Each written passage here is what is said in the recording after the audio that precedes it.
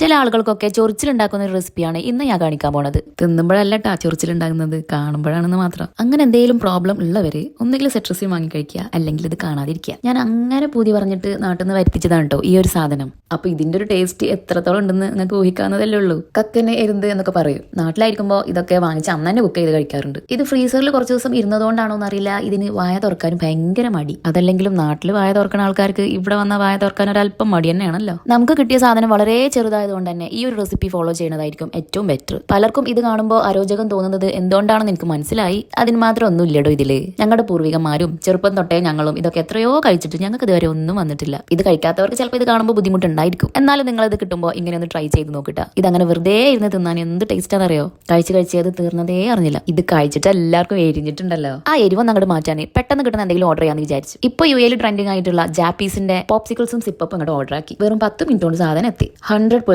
Fruit pulp കൊണ്ട് ഉണ്ടാക്കുന്ന ഈ സാധനം നമുക്ക് മക്കൾക്കൊക്കെ ധൈര്യമായിട്ട് വാങ്ങിച്ചു കൊടുക്കുക. അതിന്റെ ബെസ്റ്റ് സെല്ലിംഗ് ആയിട്ടുള്ള 4 ഫ്ലേവേഴ്സാണ് നമ്മൾ ഓർഡർ ആക്കിയത്. ആർട്ടിഫിഷ്യൽ ആയിട്ടുള്ള കളേഴ്സോ പ്രിസർവേറ്റീവ്സോ ഒന്നും ഇല്ലാത്തതുകൊണ്ട് മക്കൾക്ക് ധൈര്യമായിട്ട് വാങ്ങിച്ചു കൊടുക്കുക. ഒട്ടുമിക്ക മാളിലും റെസ്റ്റോറൻറ്റ്സിലൊക്കെ ഇത് അവൈലബിൾ ആണ്. ഒന്ന് വാങ്ങിച്ചു തിന്നോക്കേ. പക്ഷെ എന്റെ ചോദ്യം കക്കയിറച്ചിയോടാണ്. എന്തുകൊണ്ടാണ് നീ വായ തുറക്കാതിരുന്നത്?